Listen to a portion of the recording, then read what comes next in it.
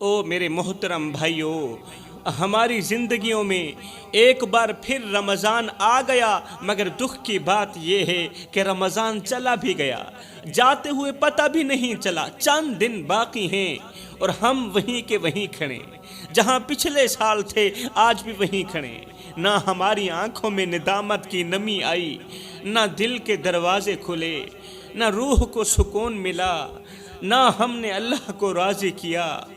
ہم نے سحریاں تو کیں، افطار بھی کیں، لیکن کیا کبھی تنہائی میں بیٹھ کر اللہ سے رو رو کر معافی بھی مانگی؟ کیا کبھی اپنے گناہوں کی فہرست یاد کر کے ہمارا دل کانپا؟ کیا ہم نے رمضان کو صرف روزوں کا مہینہ سمجھا، صرف پیاس اور بھوک کا مہینہ سمجھا؟ رمضان کی راتیں جاگتی رہیں، فرشتے صدا لگاتے رہے، مگر ہم سوتے رہے۔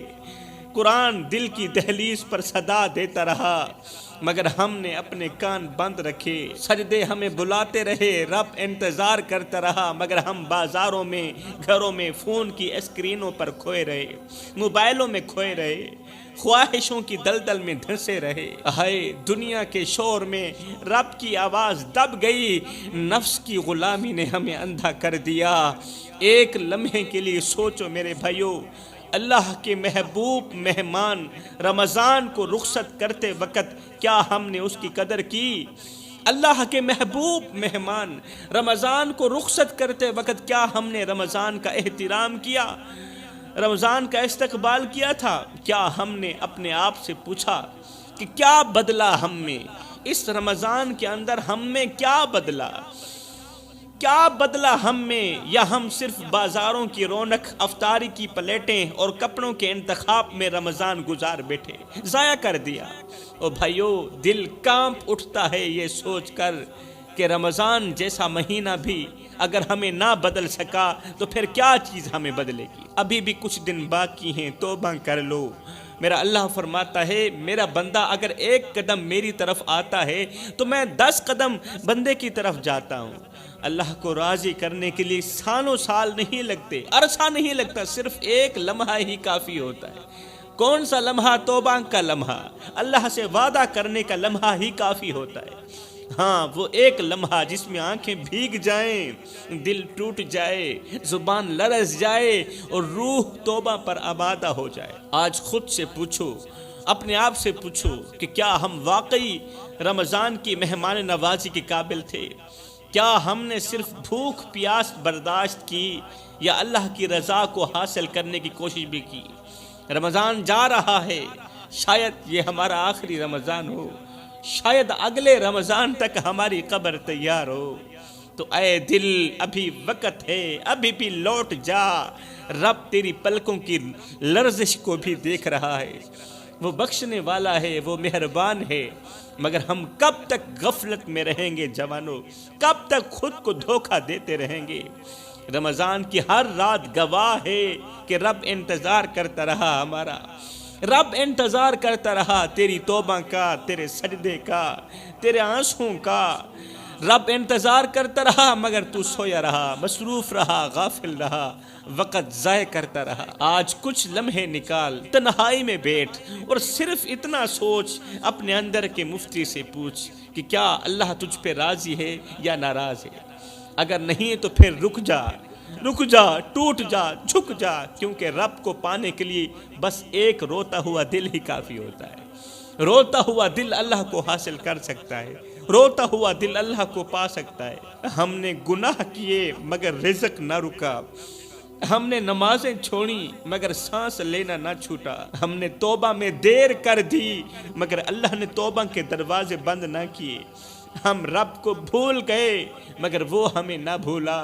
کاش ہم جانتے کہ سحر کے وقت رب آسمان دنیا پر اترتا ہے، صرف ہمیں پکارنے کے لیے کہ کوئی ہے جو مجھ سے معافی مانگے، کوئی ہے جو ہماری طرف لوٹ آئے، مگر ہائے ہم گہری نیندوں میں ڈوبے رہے، ہمیں ایک بار بھی شرم نہ آئی کہ رب ہمیں بلا رہا ہے اور ہم رب کے حکم کو ٹھکرا رہے ہیں۔ رمضان کی آخری راتوں میں وہ رب عرش سے رحم بانٹ رہا ہوتا ہے، سبحان اللہ، عرش سے رحم بانٹ رہا ہوتا ہے، مگر ہم سوشل میڈیا پر تصویریں بانٹ رہے ہوتے ہیں۔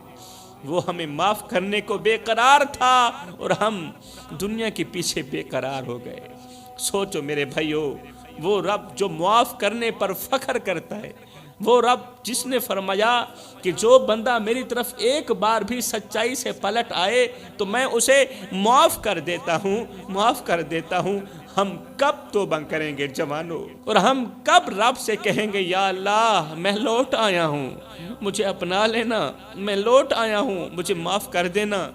مدینے کی ایک سنسان گلی تھی، رات کا پہر تھا، سب سوئے ہوئے تھے، چرند پرند انسان حیوان سب سوئے ہوئے تھے، لیکن ایک چراغ اب بھی جل رہا تھا، اور وہ چراغ تھا میرے رسول کریم کا سجدہ۔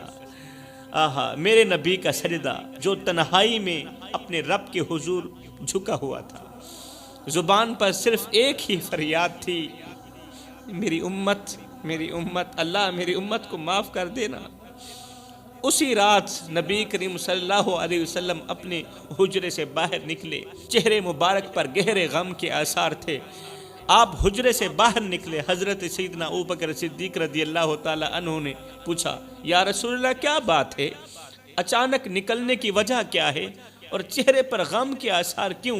میرے رسول کریم نے آسمان کی طرف دیکھا اور فرمایا مجھے اللہ نے میری امت کے کچھ افراد کا حال دکھایا ہے۔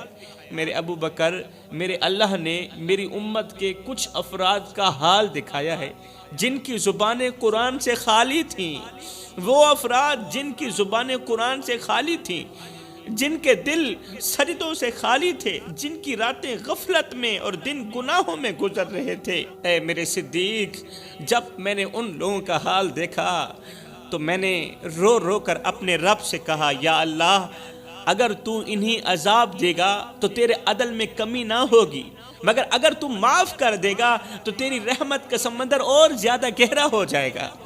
حضرت ابوبکر صدیق نے جب یہ سنا تو آپ کی آنکھیں چھم چھم برسنے لگی۔ آپ نے کہا یا رسول اللہ، یا رسول اللہ، کیا آپ اپنی امت کے لیے جان بھی قربان کر دیں گے؟ رسول کریم نے فرمایا اگر میری دعا سے قیامت تک ایک بھی گنہگار بچ جائے تو محمد کی آنکھ ٹھنڈی ہو جائے گی۔ اگر میری دعا سے قیامت کے دن ایک بھی گنہگار جہنم سے بچ جائے تو بھی میں محمد کی آنکھ ٹھنڈی ہو جائے گی۔ یہ سن کر صحابہ کرام رو پڑے، صحابہ رو پڑے، مگر آج ہم وہ امت ہیں جن کے لیے نبی راتوں کو جاگے، ہم وہ امت ہیں جن کے لیے سجدوں میں گرے، آنسو بہائے، اور رب سے جھولیاں پھیلا پھیلا کر ہماری بخشش کے لیے دعائیں کرواتے رہے۔ سوچو میرے بھائیو، ایک نبی جو خود یتیم تھا، تکلیفوں سے بھرا سفر گزرا، پتھر کھائے، بھوک سہی، بستر چھوڑا، صرف اس لیے کہ ہم جنت میں داخل ہو سکیں، اور ہم آج اسی نبی کے حکم کو پرانے زمانے کی بات سمجھ کر چھوڑ چکے ہیں۔ میرے بھائیو، یہ کوئی عام شخصیت نہیں تھی، یہ وہ ذات تھی جس نے اپنی زندگی کے ہر لمحے کو امت کے لیے وقف کر دیا۔ پھر بھی اگر ہمارے دل نہ پگھلیں تو یہ صرف غفلت نہیں، یہ نبی سے بے وفائی بھی ہے، یہ صرف غفلت نہیں ہے۔ آج فیصلہ کر لو، نبی نے ہمارے لیے جو راتیں قربان کی، ہم ان کے لیے کتنی صبح کتنی شام عبادت میں گزارے۔ ایک فقیر تھے، اللہ والے تھے، ایک ویران مزار کے کونے میں بیٹھے ہوئے تھے، سالوں سال بیٹھے رہے، نہ کسی سے کچھ مانگتے، نہ کوئی شکایت کرتے، دن بھر تسبیح کرتے رہتے تھے اور رات کو مٹی پر سر رکھ کر سو جاتے تھے۔ پورا دن روزے میں گزرتا، رات عبادت میں گزرتی، اور جب سونے کا وقت آتا تو مٹی پر سر رکھ کر سو جاتے۔ ایک دن ایک امیر زادے کا بیٹا وہاں سے آیا، گزرا، ظاہری شان و شوکت سے بھرا ہوا تھا مگر دل سے خالی تھا، ظاہری شان و شوکت سے بھرا ہوا تھا مگر دل سے خالی تھا۔ اس نے بابا جی کو دیکھا، پوچھا بابا آپ کی زندگی میں ہے ہی کیا؟ تو نے اپنی زندگی برباد کر ڈالی، نہ گھر، نہ بستر، نہ کوئی رشتہ، پھر بھی اتنے پرسکون کیوں لگتے ہو؟ تمہارے پاس نہ گاڑی ہے، نہ بنگلہ ہے، نہ سواری ہے، نہ گھر ہے، نہ بیوی ہے، نہ بچے ہیں، پھر بھی اتنے پرسکون کیوں لگتے ہو؟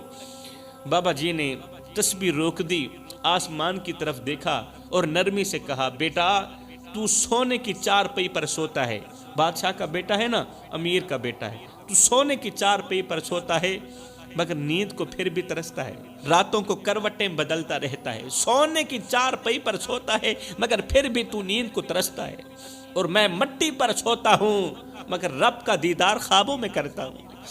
بتا تو صحیح، میں مٹی پر سونے والا رب کا دیدار خوابوں میں کرتا ہوں، اور تو سونے کے بستر پر سوتا ہے، سونے کے پلنگ پر سوتا ہے، پھر بھی تجھے نیند نہیں آتی، نیند کو ترستا رہتا ہے۔ بتا ہم دونوں میں سے خوش کون ہے؟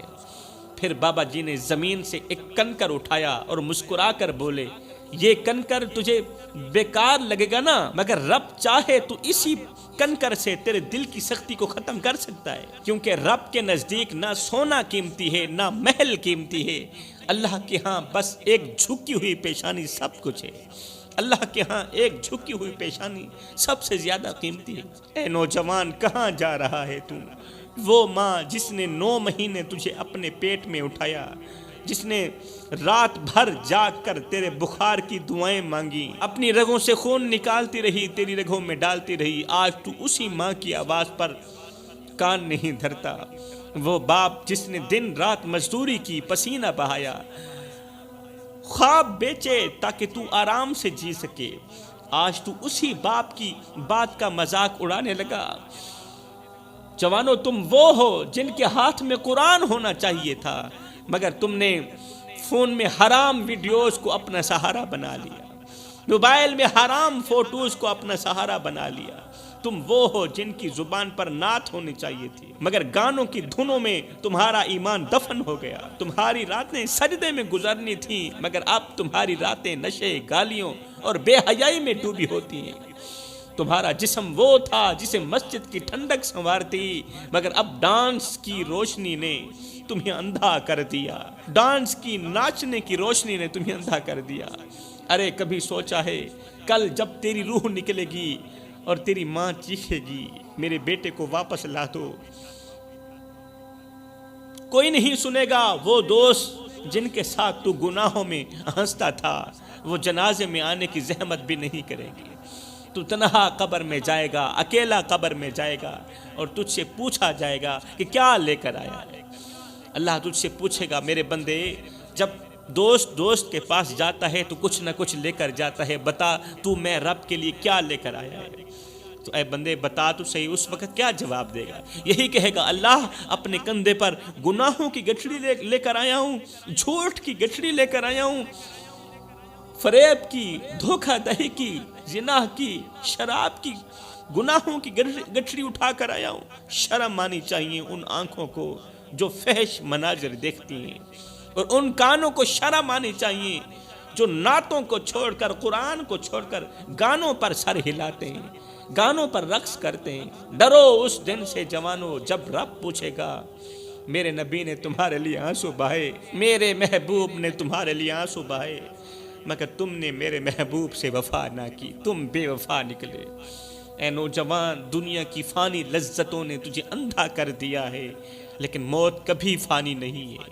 تو سستی میں سوتا رہا اور قبر کا گڑھا دن بدن تیرے قریب ہوتا گیا۔ اب بھی وقت ہے، توبہ کر لے، جھک جا رو لے، ورنہ کل رونا چاہے گا تو اس وقت آنکھ سلامت نہیں ہوگی، نہ وقت باقی ہوگا۔ اس وقت تو رونے کی کوشش کرے گا مگر رو بھی نہیں پائے گا۔ سچ کڑوا ضرور ہے مگر یہی سچ نجات کا دروازہ ہے۔ اگر آج بھی نہ بدلے تو کل خود کو بھی معاف نہیں کر سکو گے۔ قیامت کے دن اللہ پوچھے گا، زندگی کہاں گزار کے آیا ہے؟ اور کہیں تیری زندگی غفلت میں تو نہیں گزری، تیری زندگی آوارگی میں تو نہیں گزری، تیری زندگی گناہوں میں تو نہیں گزری، کسی کی عزت والی پگڑی خاک میں ملاتے ہوئے تو نہیں گزری، تیری زندگی شراب پیتے ہوئے تو نہیں گزری۔ کیا جواب دے گا اللہ؟ میں اپنی ساری زندگی برباد کر کے آیا ہوں، ساری زندگی غفلت میں ڈبو کے آیا ہوں۔ میرے بندے آ جا اس کریم رب کی چوکھٹ پر جو ایک ماں سے نہیں 70 ماؤں سے بھی بڑھ کے محبت کرنے والا ہے۔ وہ کہتا ہے ایک بار تو میری چوکھٹ پہ آ کر تو دیکھ، میرے دروازے پر اگر فرعون بھی آ جاتا میں رب اسے بھی معاف کر دیتا، فرعون بھی آ جاتا اگر میرے دروازے پر جھک جاتا میں اسے بھی معاف کر دیتا۔ تیرے گناہ تو کچھ بھی نہیں ہے۔ وہ فرعون جو خود کو خدا کہنے والا تھا، میرے رب کی رحمت اتنی بڑی ہے، زمین سے لے کر آسمان تک گناہوں سے بھر دے، اللہ کہتا ہے میں تو معاف کرنے کے لیے تیار ہوں۔ درختوں کے پتوں کے برابر گناہ کر، ریت کے ذروں کے برابر گناہ کر، میرا اللہ پھر بھی تجھے معاف کرنے کے لیے تیار بیٹھا ہے۔ بس ایک بار تو چل کر 2 قدم بھر کر اس کے دروازے تک تو آ، بخشش کی حد نہ کر دے۔ آیا ہے رب العالمین بھی نہ کہنا، اللہ خود فرماتا ہے میں بخشش کی انتہا نہ کر دوں، حد نہ کر دوں، مجھے رب العالمین بھی نہ کہنا۔